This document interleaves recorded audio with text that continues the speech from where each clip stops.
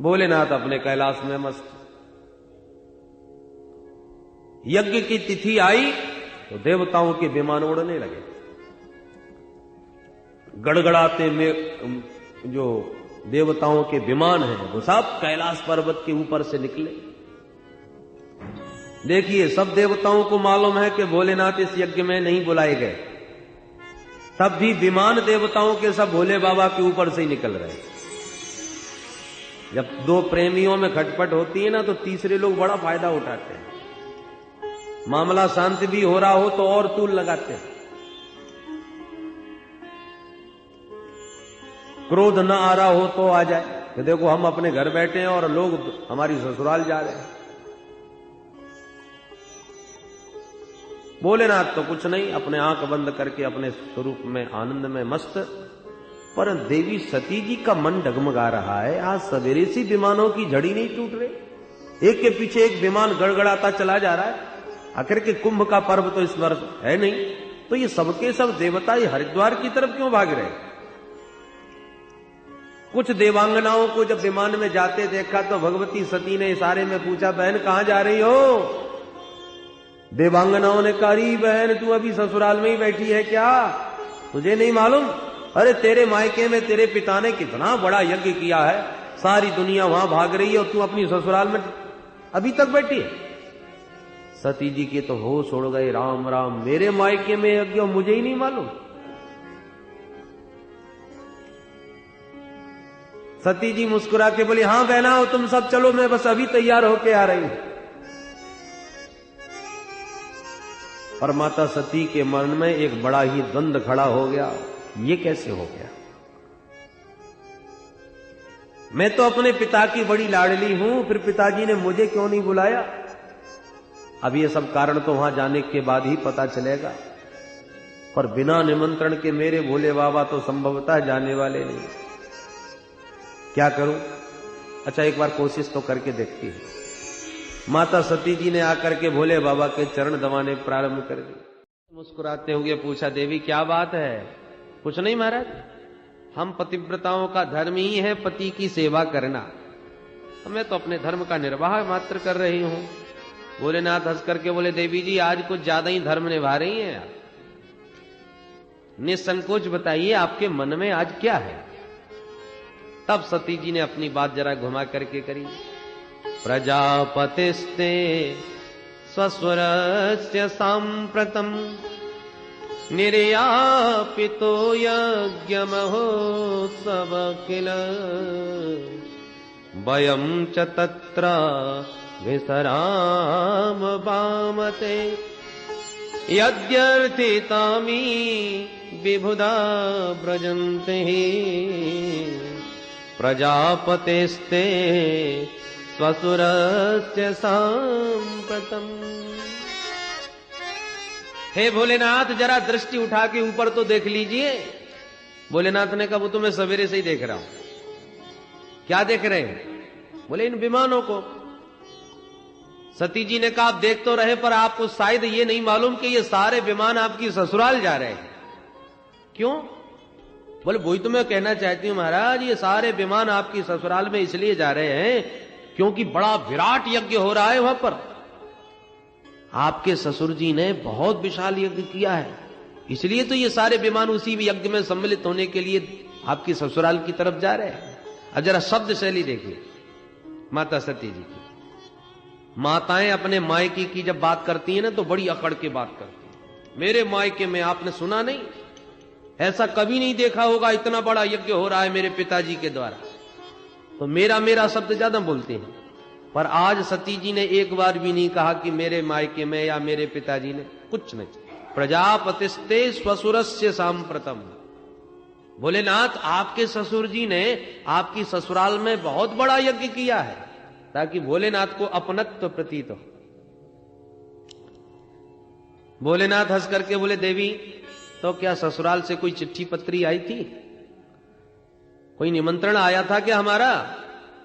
सती जी ने कहा, महाराज आया तो नहीं पर भेजा जरूर होगा। कभी कभी डाक गड़बड़ा जाती है, चिट्ठी जरूर भेजी होगी, किसी कारण से नहीं पहुंच पाई। देखो महाराज, मेरे मन में तो बस एक ही कामना है कि हम 16 बहनें हैं, विवाह के बाद से बहनों से कभी मिलना ही नहीं हुआ। आज इस यज्ञ में सब बहन आएंगी और सब बहनोई भी आएंगे, तो हम सबका एक साथ मिलना होगा, देखना होगा, कितना आनंद आएगा महाराज। तस्मिन् भगिन्यो मम भर्तृभिस्वकैर् ध्रुवं गमिष्यन्ति सुहृद्रदिक्षव। सबसे मिलने का, सबको देखने का बहुत मन हो रहा है। सुहृद्रदिक्षव, द्रष्टुम इच्छा दृदिक्षा। आप भी सबसे मिलोगे, कितना आनंद आएगा महाराज। भोलेनाथ देवी सती की उत्कट उत्कंठा को जान गई, जाने की बहुत ही प्रबल इच्छा इनके मन में है।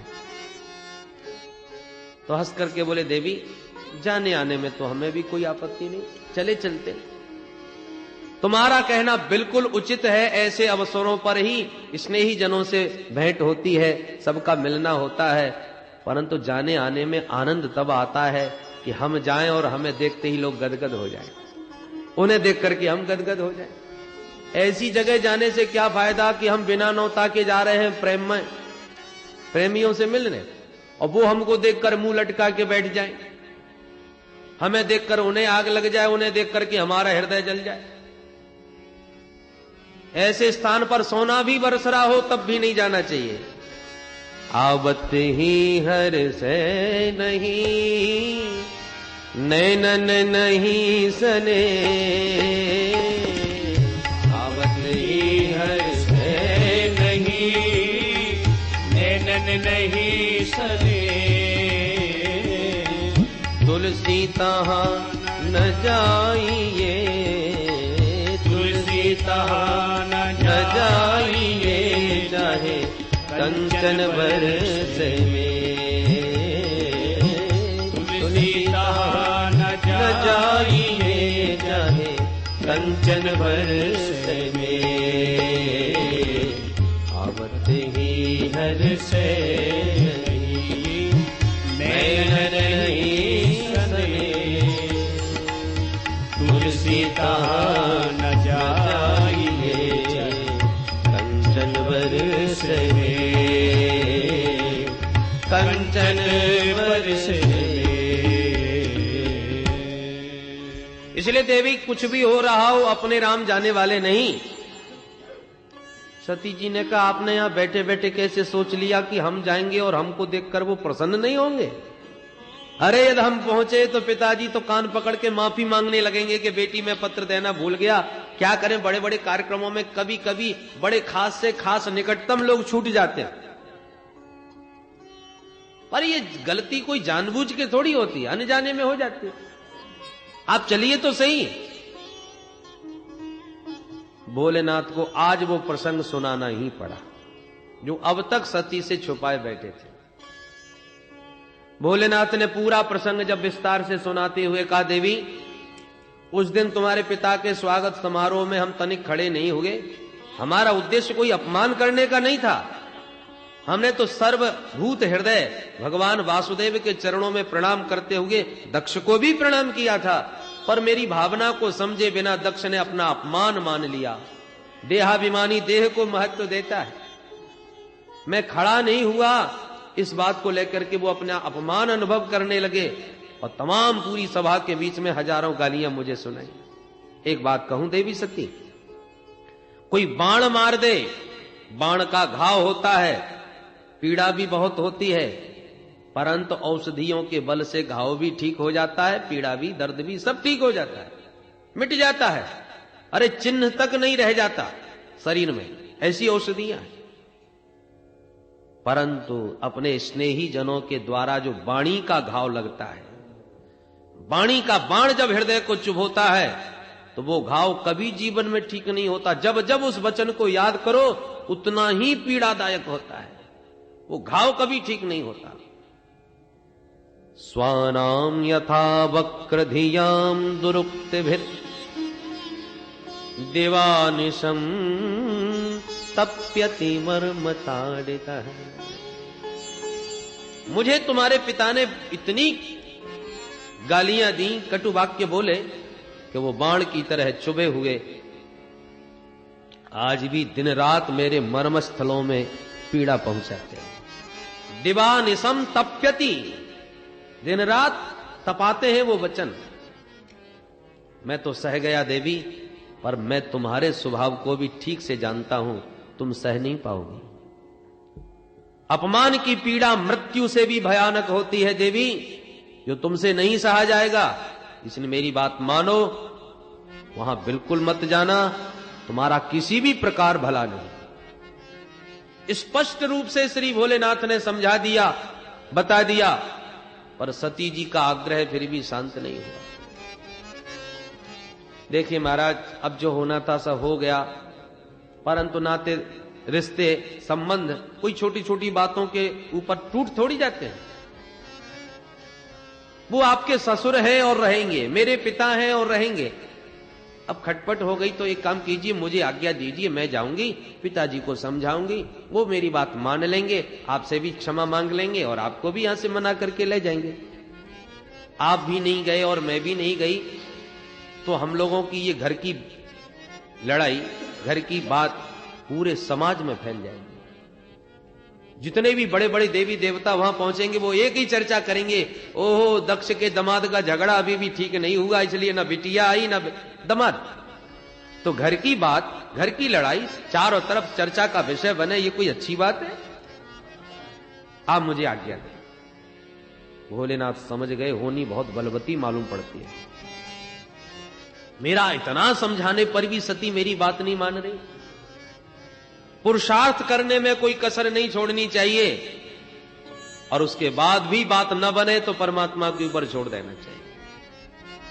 होई ये सोई जो राम रुचि राखा, होई है सोई जो राम रुचि राखा, को कर तरक बड़ा वही साखा, कर तरक बढ़ा वही शाखा, होई ये सोई जो राम रचि राखा, हुई है सोई जो राम रच राखा। भोलेनाथ ने बहुत प्रकार समझा करके भी जब देख लिया कि सती मान नहीं रही, तो अब तर्क वितर्क की शाखाएं बढ़ाने से कोई फायदा नहीं, होगा वही जो भगवान की इच्छा है। भोलेनाथ ने कहा देवी अब जो तुम्हें अच्छा लगता हो सो करो। और भोलेनाथ तो आंख बंद करके बैठ गए। भगवती सती बोली महाराज तो फिर मैं जा रही हूं।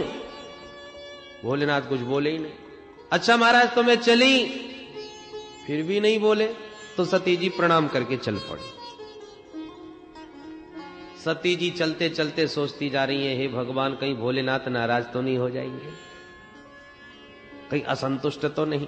अच्छा दोबारा कोशिश करती हूं, मेरे भोलेनाथ तो आशुतोष हैं, बहुत जल्दी खुश हो जाते हैं। दोबारा प्रयत्न किया तो शायद प्रसन्न हो जाए। तो बहुत दूर तक जाने के बाद फिर लौट पड़ती हैं, फिर चरण दबाने लगती हैं, फिर अनुमति मांगने लगती हैं। और कोई उत्तर जब भोलेनाथ की ओर से नहीं मिलता तो कहती है ठीक है तो मैं जा रही हूं, फिर निकल जाती है। सती जी जाने लगती हैं तो भोले बाबा धीरे से आंख खोल के देखने लगते हैं, क्या सचमुच चली गई? और सती जी को जब वापस अपनी ओर आते देखते हैं तो आंख बंद करके फिर बैठ जाते हैं। सती जी दुविधा में फंसी हैं। पिताजी की याद आती है, यज्ञ महोत्सव का दृश्य आंखों में नाचता है तो भागने लगती हैं, और भोले बाबा का ध्यान आता है तो लौट पड़ती हैं। निष्क्रामती निर्विशति द्विधा ससा, कभी बाहर कभी भीतर, निर्णय नहीं ले पा रही, क्या करूं? अंत में निर्णय ले ही लिया कि कुछ भी हो यज्ञ में जाऊंगी। ऐसे यज्ञ कोई नित्य थोड़ी होते, और सबसे मिलजुल के बाद में आके अपने भोले बाबा को भी मना लूंगी। चली गई सती जी बहुत दूर तक। भोलेनाथ ने देखा कि ये तो बहुत दूर निकल गई, अब की बार लौटने वाली नहीं है। तो नंदीश्वरादि गणों को बुला के अच्छा जाओ इन्हें आदर के साथ पहुंचा के आओ। नंदीश्वरादि गण दौड़े दौड़े आए, माता जी प्रणाम, हम सेवकों के रहते आप पैदल अकेली जावे, धिक्कार है हमारे लिए। आज्ञा करो मां, कहां चलना है? भगवती सती बोली, मेरे पिताजी के यहां बहुत बड़ा यज्ञ हो रहा है, चलो चलना चाहो तो तुम लोग भी चलो। हाँ माता जी, हम भी चलेंगे, हम भी चलेंगे। बोले जिसका मन हो सब चलो। तमाम भूत प्रेतादिक भी भगवती सती जी के साथ चल पड़े, जय जयकार बोलते हो गए। बोलो सती महारानी की।